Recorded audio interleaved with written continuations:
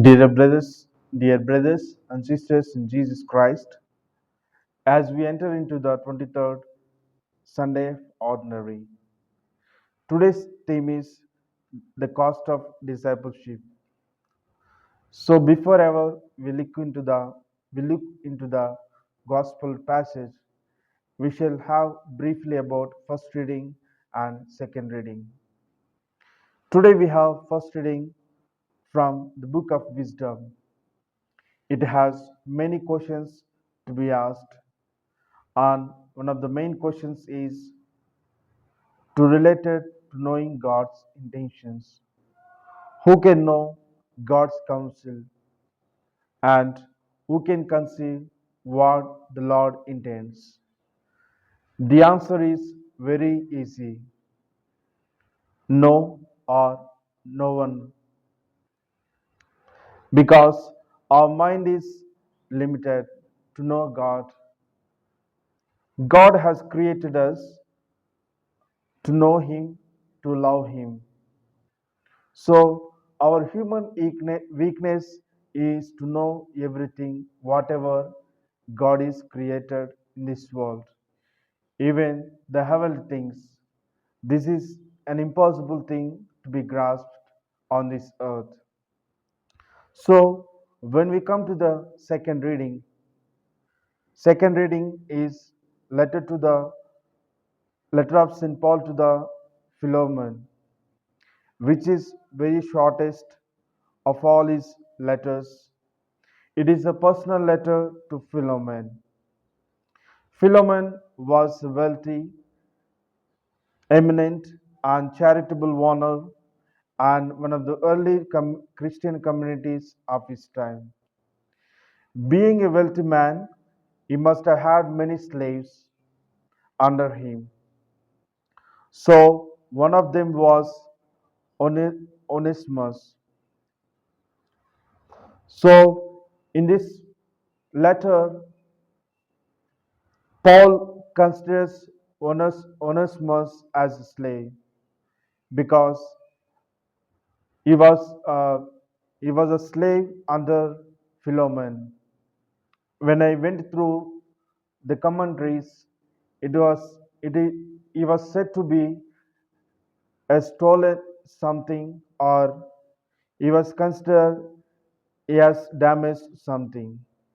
So in any instance, St. Paul came to meet him, received him into the church not as a slave, but brother in Jesus Christ. St. Paul begs Philemon, take him not as a slave, but as a brother in Jesus Christ. Slavery was widely practiced at the time of St. Paul. The letter shows that St. Paul considered it plainly wrong and contrary to the thinking of Christ. So, my dear brothers, when we follow on social media some spiritual leaders, political leaders, or well known figures, what do? We usually we try to imitate them one or the other way. For example, Saint Teresa of Calcutta, when she came to India as a missionary, she worked for the poor, dying, and abandoned because she has to do that, not because as a profession, she because our daily work, but this is love for Jesus, and she has seen in them, she has seen in those vulnerable people Jesus. So, also in the gospel reading, to follow Jesus Christ, there are some certain requirements, conditions, and rules in order to be the followers of Christ. The first thing is, to be the followers of Christ, we should hate our No, it says, if anyone wants to follow me, he should, if he hates his parents, siblings, and loved ones, he cannot be my disciples, Jesus says. So, what does block a follow someone to follow Jesus? So, one of them is the relationship, as Jesus mentioned in the gospel reading. So, when we see in the Ten Commandments of God, the fourth commandment is love, honor your father and your mother. So, my dear brothers, how can we reconcile these contrary demands of Jesus Christ? So, Jesus does not say that you should hate your father, your siblings, or your mother, or your loved ones. But Jesus says that you should love more than your parents, your siblings, and your loved ones. So, if we want to follow Jesus, then we should abandon the detachments of this world and to surrender ourselves to Christ.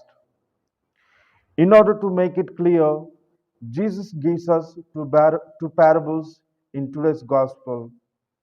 One is the one who wants to build a tower, and the other one, a king who wants to go against a strong king to fight.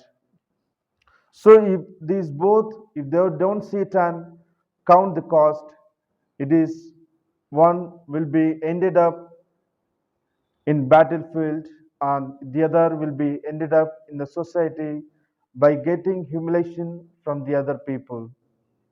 So, my dear brothers and sisters, following Christ is a personal that requires commitment, obedience, and trust. It is about building a relationship with Jesus Christ. So, today's world, discipleship is more demand than ever, which means standing for the truth when lies are popular, protest the nature when destroys it, loving the poor when the society ignores him or her. So Jesus today invites all of us to make a choice. Will we follow Jesus when there is a convenience, or will we follow Jesus when we have everything in our lives? So in this holy mass, let us God let us ask God to fill us with his wisdom and to have courage in our lives to follow Jesus more deeply and more closely.